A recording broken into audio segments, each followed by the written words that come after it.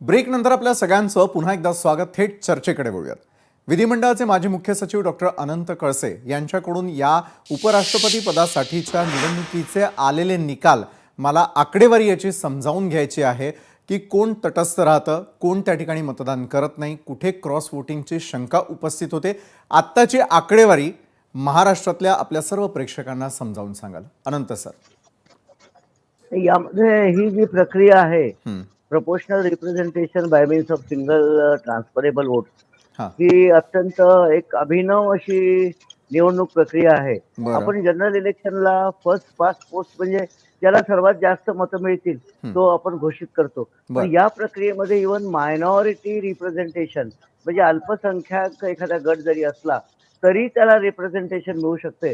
कारण विधान परिषदेच्या बऱ्याचशा इलेक्शन केल्या त्यामध्ये एखाद्या पक्षाला कोटा जरी असला एक 23-24चा तरी 17-18 मतं ज्या उमेदवाराला मिळतील तो सुद्धा शेवटच्या फेरीमध्ये निवडून येऊ शकतो.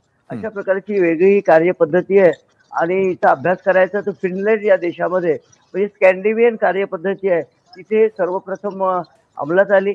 त्यानंतर संपूर्ण युरोपमध्ये, अमेरिकेमध्ये या कार्यपद्धती ही विकसित झाली आणि या विशेषतः विधान परिषद इलेक्शन, राज्यसभा इलेक्शन आणि राष्ट्रपती आणि उपराष्ट्रपतीच्या इलेक्शनमध्ये ही कार्यपद्धती आपण भारतीय संविधानातील तरतुदीप्रमाणे अंमलात आणतो.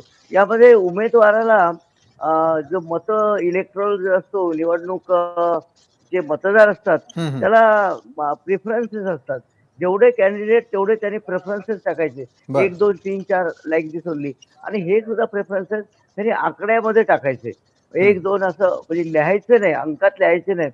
आणि जर अंकात लिहिलं तर ते मत इनव्हॅलिड होतं. बरं, आणि यामध्ये एक कळत नाही तुम्ही कोणतं मत कोणाला देता.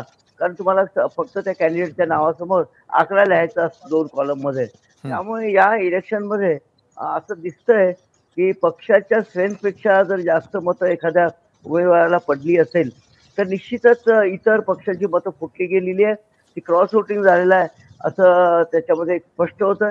कारण आपल्याला मागे माहिती आहे, मागे राज्यसभेच्या इलेक्शनमध्ये किंवा विधान नक्की. परिषदेच्या इलेक्शनमध्ये मतं फुटलेली होती आणि स्पष्टपणे दिसत होतं आणि फुटलेलीच मतं पुढे शिवसेनेमधल्या फुटीला कारणीभूत ठरली. हा सगळा इतिहास आहे. त्याप्रमाणे ही एक वेगळी कार्यपद्धती आहे आणि यामध्ये निश्चितच मी असं म्हणणार नाही कुठल्या राज्यातील मतं फुटली आहे किंवा कसं होईल ते काही स्पष्ट होत नाही. हं, पण या कार्यपद्धतीमध्ये निश्चितच एनडीएला आता आता आपण जी आकडेवारी दिली त्याप्रमाणे 456 मतं सी.पी. राधाकृष्णन साहेबांना हं. मिळालेली आहे. त्यांचं खरोखर अभिनंदन केलं पाहिजे. त्यानंतर इंडिया आघाडीला एकंदर 781 मतं होते आणि 391 ह्याचं बहुमत होतं. पण बहुमतापेक्षा त्यांना 456 म्हणजे कितीतरी जास्त मतं पडलेली आहेत. तर यामधून हे सिद्ध होतं की पक्षांतर्गत ही मतं आणि ही राज्यसभा किंवा विधान परिषदेच्या इलेक्शनला हं. आता राज्यसभेत मतदान खुलं मतदान आहे. वोटिंग पद्धती खुली झालेली आहे.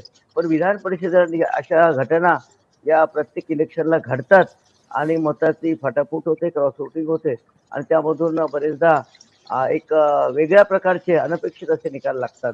अशी एक आगळीवेगळी अशी कार्यपद्धती आहे. आणि यामध्ये एक बरं, सांगायचं म्हणजे कोटा काढला जातो. पण या इलेक्शनमध्ये 2च उमेदवार असल्यामुळे कोटा काढण्याचा प्रश्नच नाहीये. बरं. कारण नंबर ऑफ व्हॅकन्सीज ज्या आहेत त्या 2च होत्या. त्यामुळे त्याला मल्टिप्लाय करण्याचं किंवा डिव्हाईड करण्याचा काही प्रश्न नाही. बरोबर आहे अनंत सर. एकंदरीत प्रक्रिया तुम्ही समजावून सांगण्याचा प्रयत्न केला.